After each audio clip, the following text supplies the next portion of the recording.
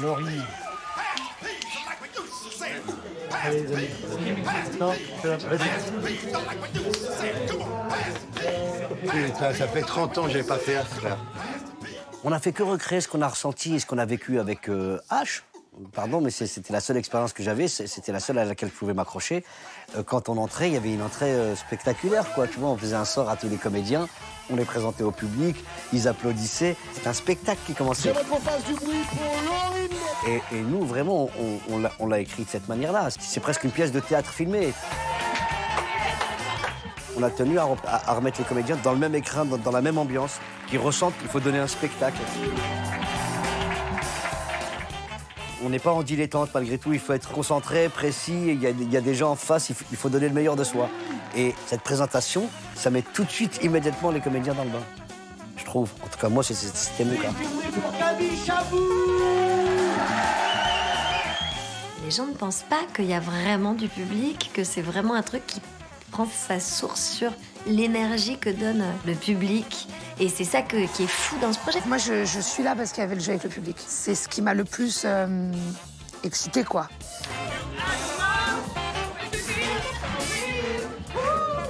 Moi, j'ai eu un peu des doutes au début en me disant est-ce que ça va pas être un peu ringard, des publics, des rires en direct, mais ce côté un peu théâtre filmé qu'on voit aussi au SNL aux États-Unis. Et finalement, plus on avançait, plus ça devenait vrai. Et c'est vrai qu'on s'est questionné sur le public tout le long de l'écriture.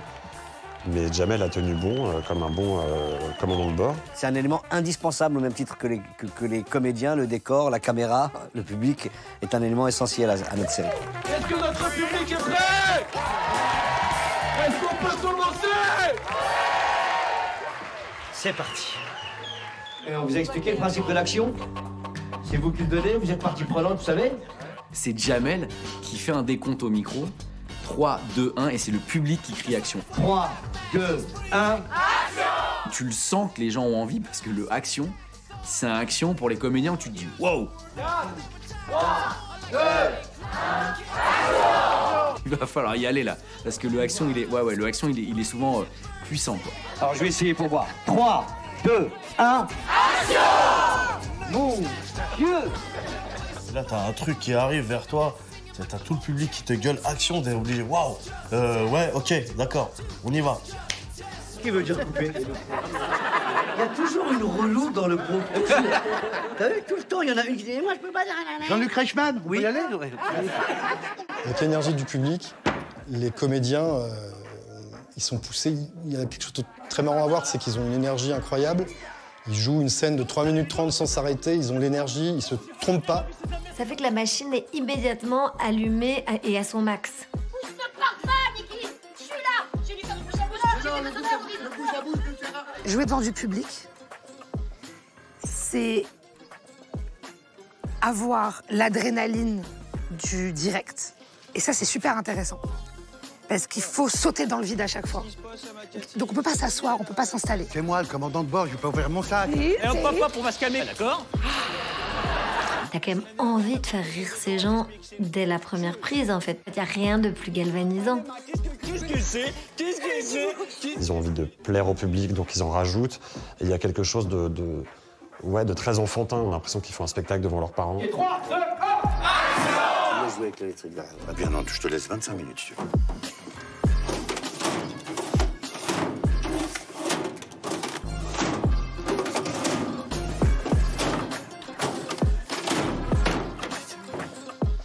Le public oblige les acteurs à être bons. Donc là, ils font pas les malins, ils sont obligés d'apprendre leur texte. T'as jamais vu un trou de mémoire?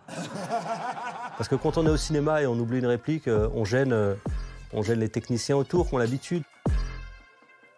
Je me rappelle pas de la première phrase. Mais là, quand il y a le public, quand on se retrouve en face du public, on n'a pas appris son texte ou alors on n'a pas suffisamment envoyé. On a l'air un peu bête. Le public autorégule les acteurs et ça, c'est cool. Ce qui était le plus important pour moi, c'est d'entendre des gens rire. Parce que j'étais convaincu de l'effet que ça aurait sur les comédiens. C'est quoi comme film, ça? Ça? Le titre du film, c'est quoi? Ça? Au fur et à mesure, on entend les rires, on les sent, on voit la présence des personnes qui sont trop contentes d'être là. Oui, ça, c'est quoi le titre de ça? Ah, tu comprends pas? Ah, parce que le titre, c'est ça? Le rire du public est un acteur. T'as capté? Mais t'as beau être prévenu, tu sais pas ce que c'est de réagir au milieu d'une scène avec le rire du public. Ok, très bonne idée. Non. Vraiment un timing de comédie qui se place en fonction de ça et qui est hyper différente de la façon dont tu joues d'habitude, en fait, quand t'as pas ces espèces de pauses en disant alors là, il faut que je m'arrête. Prenez le temps de Parce que si vous parlez sur les rires, ils entendent pas. Voilà. C'est ça. Et moi, je resserre derrière par Voilà. le montage. Voilà. Tu balances ta réplique, il y a un rire, il faut attendre un certain temps avant de balancer la prochaine réplique. Pas trop tard, sinon t'es plus dans le rythme. Pas trop tôt, sinon on t'entend pas. Il faut le prendre comme une complicité, sans cabotiner. C'est genre Première classe, je me demande vraiment qui a eu cette idée. Voilà, super. C'est mieux, hein. Ouais, C'est mieux que je lui envoie à lui. Super. C'est pas genre rajouter ou forcer le trait. C'est vraiment genre avoir perpétuellement conscience que tu fais rire des gens. Et moi, j'adore ce truc qui est un peu méta. C'est vraiment ça, la sitcom. Une première classe. Mais qui c'est qui a eu cette idée de Bourges? Un bouffon, sûrement. Et en même temps, il y a des caméras. Donc il faut à la fois donner pour faire rire au public et en même temps, il faut réussir à ramener une certaine subtilité pour la caméra. Parce qu'on vient nous chercher en gros plan, etc. Il n'y a pas le plan fixe. C'est juste que je suis excité dans le jeu. Parce qu'il y a ce double dispositif, c'est-à-dire il y a un public et en même temps il y a genre franchement 7 caméras qui tournent en même temps. Et donc tu te dis de toutes ces caméras où tu sais normalement quand tu tournes un peu comment tu dois te placer, tu sais qu'il y en a une là, il y en a une là, mais quand il y en a 7 en fait c'est pas gérable, plus le public. Et ben, ce que j'ai appris, c'est qu'entre cette caméra et le public, tu joues toujours pour le public. Gilles Hugo, qui est le meilleur sonotone de toute l'histoire du son, non mais c'est vrai, il est extrêmement efficace et puis il a toujours la dernière technologie. Il a fait en sorte que les gens dans le public entendent parfaitement toutes les vannes, les moindres murmures. Et au départ, il a fallu s'acclimater. Comme ils n'étaient pas très proches, oui, ils projetaient, mais très vite, ils ont compris que ça servait à rien, qu'on était comme au cinéma et que tout le monde entendait très bien. Tu veux que je sois plus doux? Non, pas plus doux, non. La célérité, c'est bien. Mais parce que je parle fort. C'est au théâtre, moi. Ils sont hyper... Regarde, j'ai l'impression d'être au théâtre, il me dit que je parle comme au théâtre. Bonjour. Mais parce que je lui ai expliqué que c'était tout super sonorisé, en fait. Il y a au moins... Tous les soirs, moi, c'est Victor Hugo. Non, mais c'est bien, moi, je trouve. Tu vois où les gens rient. Et ça, ça peut être pas mal pour dégager des trucs pas drôles. Il y a ce travail-là, il y a le travail des vannes, en direct. Pour un personnage qu'on joue, mais dont on n'a pas écrit les vannes, donc on sait jamais si ça va être drôle. Attends, j'arrive pas à lire, t'as un trop grand front, là. Waouh.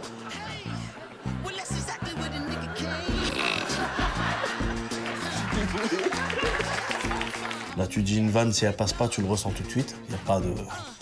Là, il n'y a pas de mensonge. Il a arrêté de jouer, il s'est vexé. J'ai jamais vu ça. J'ai été témoin d'un grand moment. Dans 10 minutes. Je la sens pas. Moi non plus. La chute que tu nous as fait. On la garde à l'oreille, on l'entend. C'est le meilleur directeur d'acteurs, le public. Parce que les acteurs, t'as presque plus à les diriger. Je veux dire, ils savent tout de suite, vu qu'on est dans la comédie, il faut que ça réagisse. Ah, si ça réagit pas, t'as pas à leur dire. Tu vois, ils sentent eux-mêmes qu'ils n'ont pas assez poussé la vanne, qu'ils n'ont pas assez joué le truc. Et tout de suite, dans la deuxième prise, ils rejouent autrement, on rediscute. T'as pas à discuter, en fait. Toi, t'as pas à te dire, t'es sûr, c'est plus drôle? Ou alors, t'es sûr, ça marchera pas comme ça? Bah non, ça marchait pas, parce que tu as bien vu que le public a pas réagi. De se retrouver à la fin de chaque séquence avec Jamel Debbouze, Mohamed Abidi qui arrivent et qui disent non, mais là, cette vanne, elle a marché là, t'as vu, elle a pas marché une deuxième fois, donc on change la vanne. Donc on cherche des vannes en direct et hop, on repart. Et là c'est bien que je fasse ça. Tu passes quoi? Tu dis quoi? Ah, mais en fait, c'est une grosse hypocrite. Mais c'est super, une fois que t'as compris, voilà, c'est ça. Pourquoi? Moi, j'aimais bien. Non, moi, j'aimais bien. Ah, en fait, elle joue un personnage. On met un petit peu au centre. Les gens rient vraiment. Et pour nous, d'ailleurs, c'est un curseur d'écriture, parce que quand ça marche pas, on réécrit, on rajoute des vannes. Avec les comédiens, on se fait des petits meetings en disant non, là, ça marche pas. Ce qui est génial, c'est qu'on a le retour immédiat de ce qu'on fait. Allô, docteur? J'ai une putain de maladie. Allô, docteur? Mon vaccin, ça soit Manelli. Last time, but not... Ouais, last time. On se remet en place, les amis. Si on retrouve encore quelques petits gags en plus, on n'est pas à l'abri d'un petit gag en plus.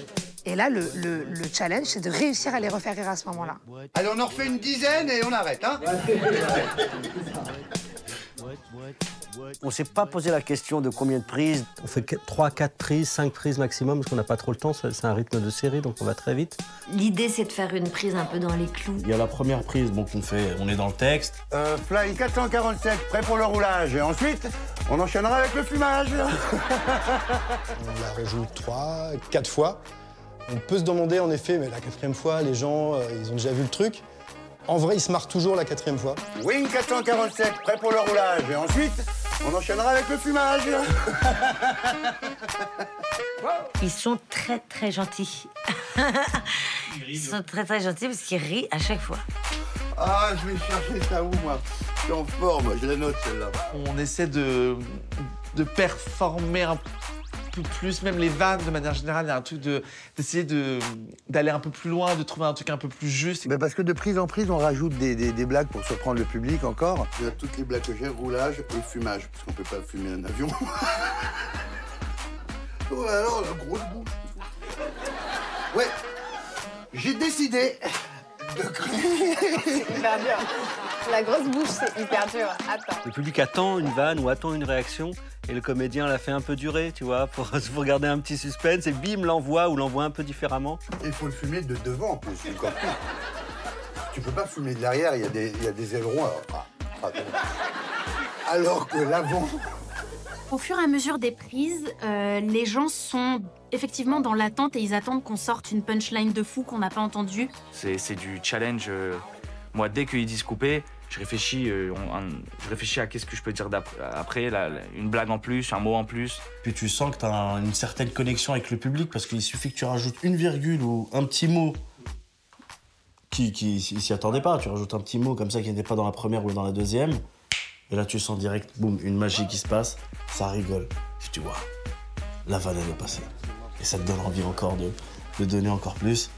Et c'est magique, c'est magnifique. Et le rythme, il est effréné, c'est toute la journée, donc parfois on n'a pas de blague, et je le dis, quand j'en ai pas, c'est plus simple. Tu me rends mon costume? Non. Allez, alors, pas Wood, alors.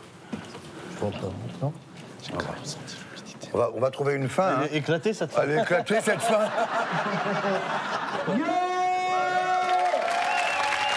On a Ramzy qui est en train de jouer la scène pour la 3e fois. Il va trouver beaucoup de choses. Hop, où tu vas, toi? Mon costume, vite, où? Ah non? Si, non, il n'y a pas de ah non. Donne-moi mon costume. Non, ça pas bon, comment?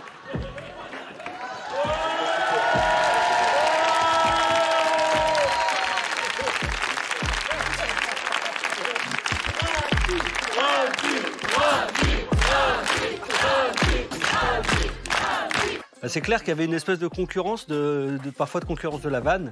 Et nous, c'est super parce qu'on avait qu'à allumer la caméra parfois.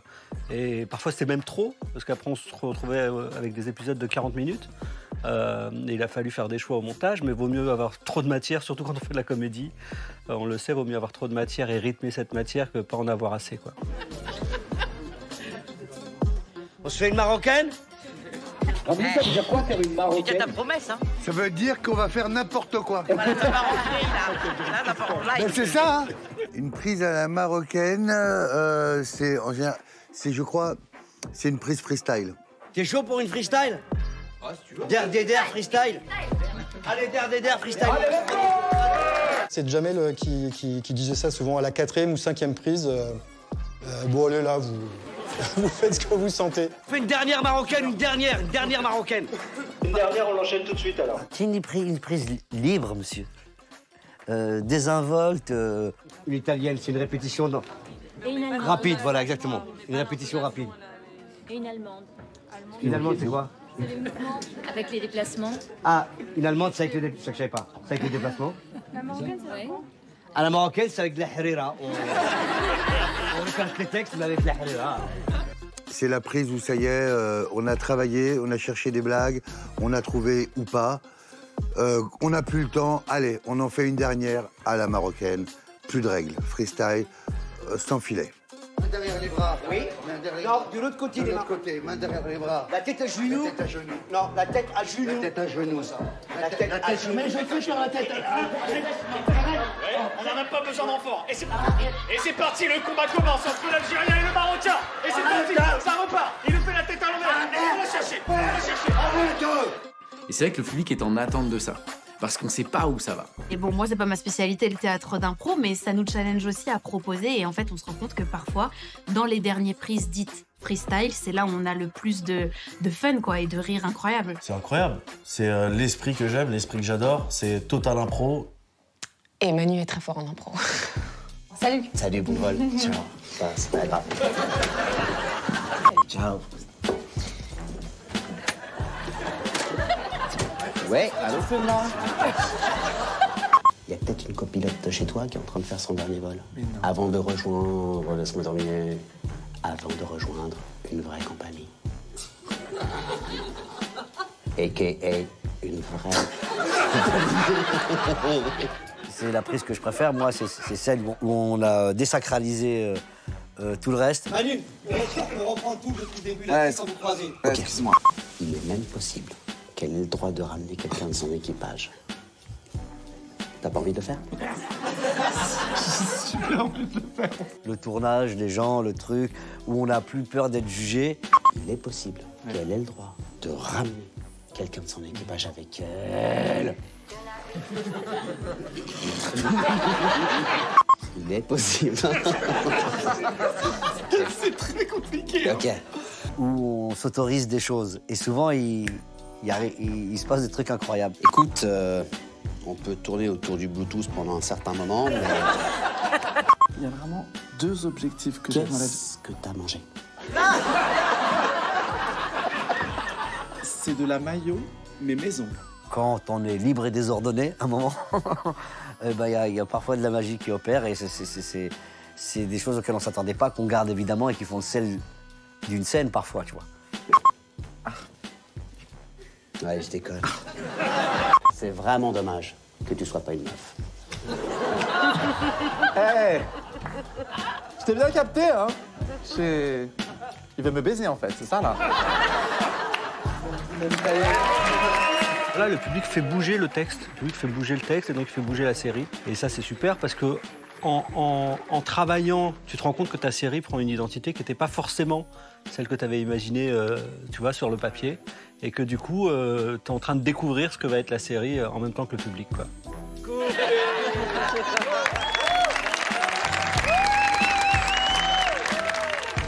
C'est une expérience assez incroyable de toute façon. Tout ce dispositif est vraiment fou. Et moi, je regarde plus les sitcoms de la même manière, quoi. Merci à tous, vraiment. Vous êtes là et ça nous aide de ouf. Merci à tous, vraiment. Du fond du cœur. Merci.